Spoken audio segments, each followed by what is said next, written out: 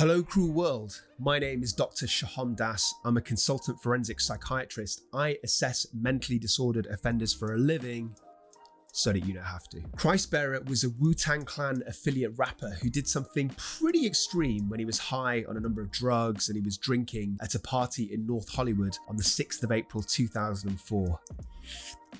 He cut off his own penis. So what was his state of mind at the time? Was this a drug-induced psychosis? And if so, how would I treat drug-induced psychosis? What were the other kind of relevant factors and the stressors leading up to this incident? And most importantly, what is the best Wu-Tang Clan tune? I will answer all of these questions and many more in this episode. So I'm a consultant forensic psychiatrist, so I regularly assess mentally disordered offenders in prisons and in courts and in secure psychiatric units with a whole range of disorders and presentations. So I've certainly assessed numerous people with drug-induced psychosis. And the reason I made this video is because I was on my boy Sean Atwood's podcast recently doing an interview, and he was telling me about his own experiences of being friends with these just crazy people who would take drugs for days and they would become psychotic and paranoid and they would behave really erratically, and poor old Sean was in the middle of it all trying to sort it all out. Go and check out that interview, by the way. And that reminded me of this story of 𝐏𝐬𝐲𝐝, and I think I even mentioned it in his interview, and then I thought I have to come back and research it. As I was researching it, I thought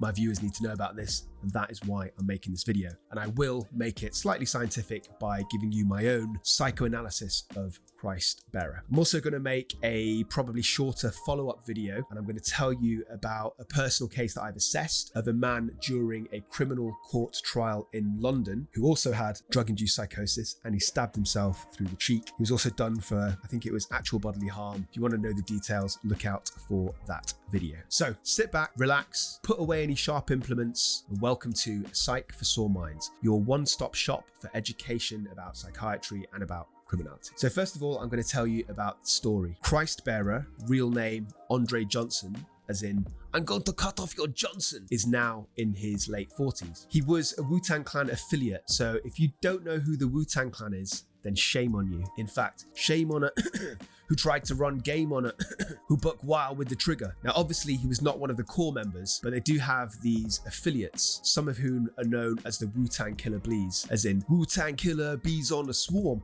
rain on your college ass disto dawn, for you to even touch my... Sorry, getting carried away.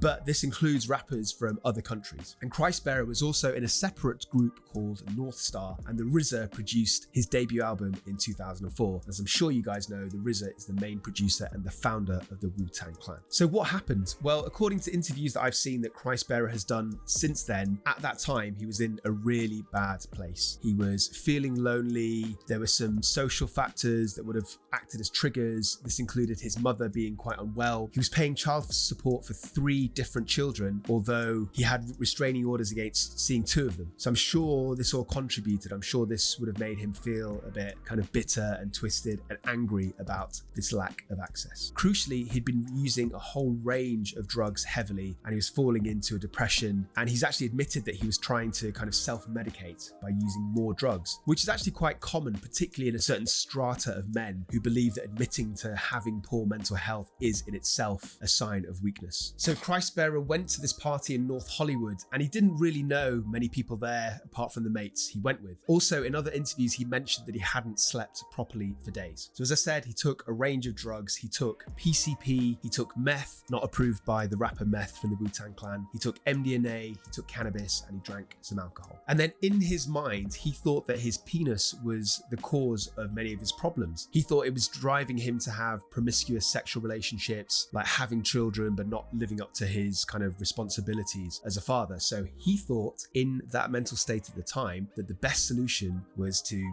get rid of it. And also, he'd apparently been reading up about monks. He's also been reading some material about vasectomies. It's probably a bit late now, but 𝐏𝐬𝐲𝐝, if you're watching this, there's a big difference between a vasectomy and castration. So then 𝐏𝐬𝐲𝐝, he grabs this kitchen knife and he cuts off his own penis. In interviews since, he's been very keen to stress that he only cut off a portion, he didn't cut off the whole thing. And then he said he looked down and I quote, he saw it gushing like a water hose.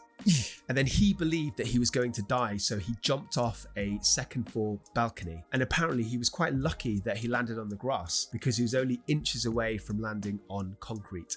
and then his friends called an ambulance. What I think is quite interesting is in terms of the aftermath, the Wu-Tang Clan tried to separate themselves, tried to distance themselves from him, and they put up a blog shortly afterwards saying that they had absolutely nothing to do with 𝐏𝐬𝐲𝐝, although the post was apparently deleted, perhaps because they didn't want to look too insensitive in retrospect. And in a recent interview with TMZ, so to translate for my English viewers, that's TMZ, 𝐏𝐬𝐲𝐝 relayed that shortly before this, he was in his manager's house and he kind of believed that he was living in this cartoon world. So let's psychoanalyze 𝐏𝐬𝐲𝐝's mental state. Just because somebody does something inexplicable or extreme when they're intoxicated doesn't mean it's drug-induced psychosis. In fact, far more people do stupid things when they're simply intoxicated, wasted, like that time you did that thing, you know, with that person from work and then everybody found out. But anyway, usually people are disinhibited and they're unable to think through the consequences of their actions properly when they're high on drugs, as opposed to actual psychosis. So actual psychosis is things like hearing voices, auditory hallucinations, or having delusions. So without the benefit of assessing 𝐏𝐬𝐲𝐝 in person, in my view, on balance, he probably did have an actual drug-induced psychosis. And I'll tell you why I think that. Firstly, this cartoon world that he describes appears to be him struggling to kind of understand or separate fantasy from reality, which absolutely would be in keeping with a psychosis. Also, the very belief that cutting off his penis would help his problems, I think suggests this too, because that's not a logical thought. That seems to be a delusion to me, rather than being disinhibited and doing something silly that's based in reality,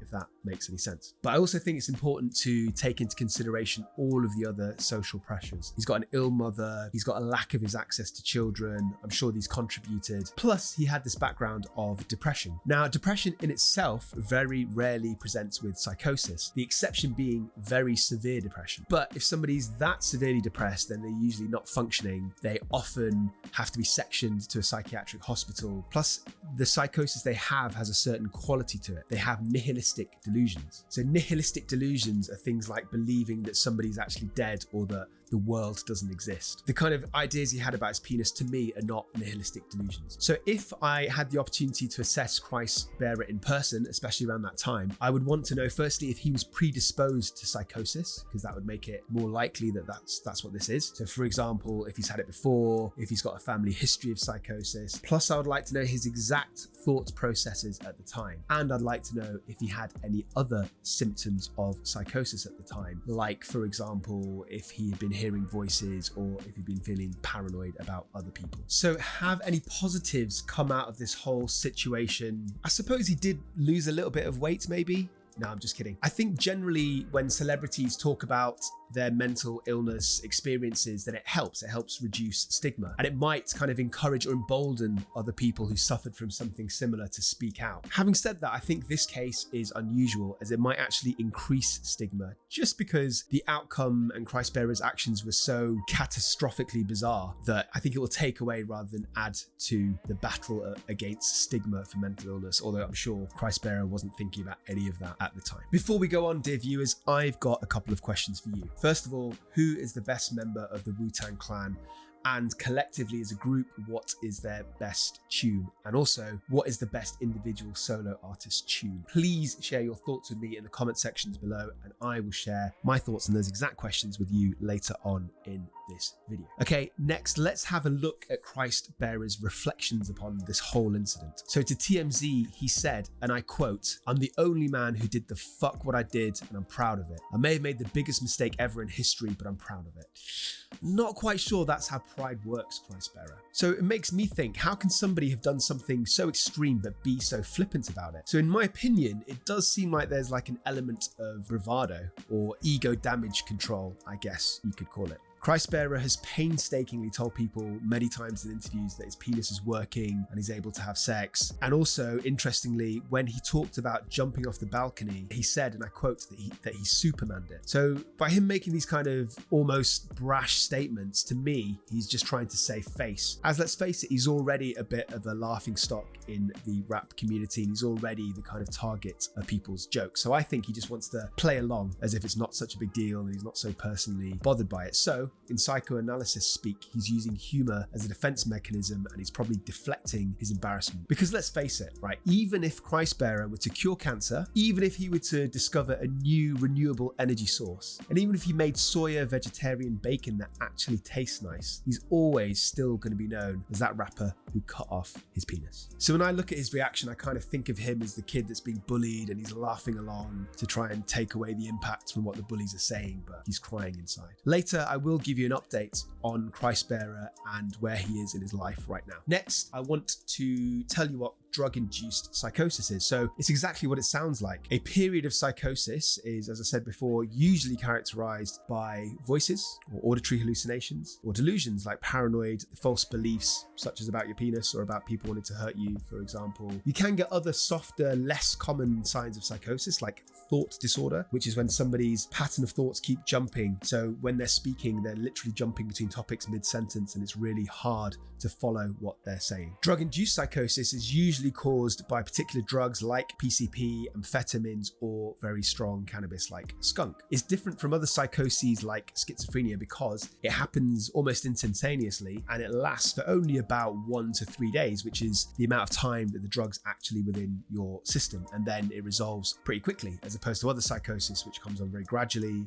over weeks or months and can last weeks or months depending on treatment. With drug-induced psychosis, you often have patchy or no memory of the incident. And as I mentioned before, it needs to be differentiated between simple intoxication. Simple intoxication might make you act kind of wild, but it doesn't lead to hallucinations or delusions like false beliefs. So how is drug-induced psychosis treated? Well, in my line of work, if somebody commits a very serious offense, when they're psychotic, then they often get sent to a specialist forensic unit for months of rehabilitation. And in fact, the case that I'm going to do that's kind of connected to this of Mr. K, who had a drug-induced psychosis, he did commit actual bodily harm. However, the waiting list for these kind of places is very long because the admissions are very long, often months, often years. And so drug-induced psychosis is different. Generally, it's not worth the process of getting somebody into a forensic unit. Occasionally, they might go to a general adult ward, which is like for typical non-offending or non-violent patients, where the turnover is much high, so people can go in there for days or weeks. But it kind of depends on whether there's space on the ward and also whether the consultant psychiatrist is willing to admit them, because they can quite reasonably say this person's going to be better in a couple of days. He doesn't actually physically need treatment. Occasionally you get people that go on the ward where you didn't diagnose drug-induced psychosis because you didn't even know that the patient took any illicit substances. Understandably, people lie about that. They might be scared of the legal repercussions, or they might be so psychotic, so confused, so perplexed, so unwell that they literally can't communicate the fact that they've taken drugs. And I've even seen cases where people have been so psychotic they've forgotten that they've taken drugs in the recent past. Police sometimes do urine drug screens, so that can tell you, but they don't do that always. So in these cases, they get admitted to the psychiatric ward, but then they get cured, or not even cured, it resolves spontaneously very quickly, so they get discharged quickly. Generally for psychosis, you can use antipsychotics, but there's not that much point in a drug-induced psychosis because it takes about 4 to 6 weeks for the psychotic squashing properties to actually take effect, although the milder sedative effects might happen a lot sooner from antipsychotics. But there are better, stronger sedatives you could use like midazolam or diazepam or lorazepam. So instead, often these people are kept in somewhere like a police cell with sedatives, and they just allow time to drugs to flush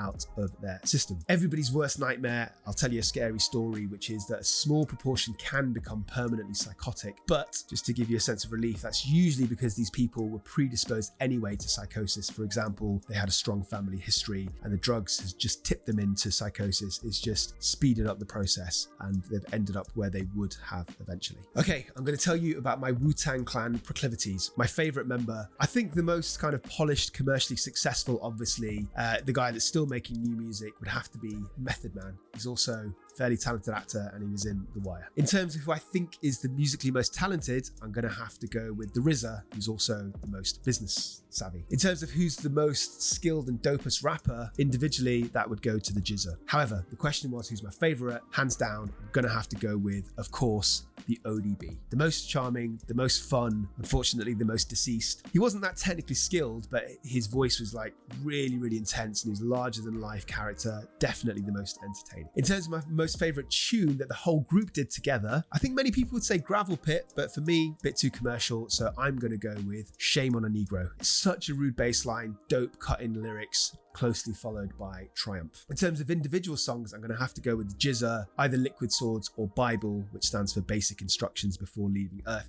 If you don't have a clue what I'm talking about now, you definitely have to go and check all of this out. If you do know what I'm talking about, holler at me in the comments. Let me know if your opinions match mine. Okay, let's finish up by getting some closure on 𝐾™℗℗ℏ. So I'm happy to say that he's turned his life around. He got happily married to a woman named Cheryl on the 30th of December 2019. He himself has repeatedly stated in interviews that he has a fulfilling sex life. And even though it's easy to laugh about this case, and obviously I've made a couple of jokes, that's fine, but I think we should bear in mind that in his psychotic state, the decisions 𝐾™℗℗ℏ made could have been very different. He could have stabbed himself fatally, he could have committed suicide, could have stabbed somebody else. In fact, the case that I keep referring to that I'm going to make in the future video, Mr. K did both of those things. He stabbed himself, stabbed his cousin. And also, we should bear in mind that suicide is a problem in psychosis in general. People with schizophrenia have 10% of them die from suicide, which is a ridiculously high number. To conclude, I'm glad things didn't go as bad as they could have done, and I'm glad 𝐾™℗℗ℏ managed to turn his life around. Last thing for me to say is welcome to this channel, A Psych for Sore Minds. I cover a whole range of topics related to mental illness, some of it related to offending, because that's my area of expertise, some of it related to more common psychiatric presentations. I talk about individual diagnoses, I go into high profile true crime cases and give you my psychoanalysis. I interview relevant people like ex-patients, etc. And my USP is I talk about my real life cases like I will do in this video that I keep referencing about Mr. K. What I'm trying to say is there's something for everybody on this channel. Just wanted to quickly tell you that I will be in CrimeCon on the 25th and 26th of September, big crime convention coming over to the UK for the first time ever. Cop your tickets. I'm going to be doing a talk about 2 real life people who've killed their own family members, and I'll tell you one had a mental illness, one didn't, and I'll distinguish the trajectory of the 2. You need to go check it out. You get 10% off tickets if you use the code in the description below. Right, I am done. Stay euthymic homies, and please, whatever you do, do not forget, I love you.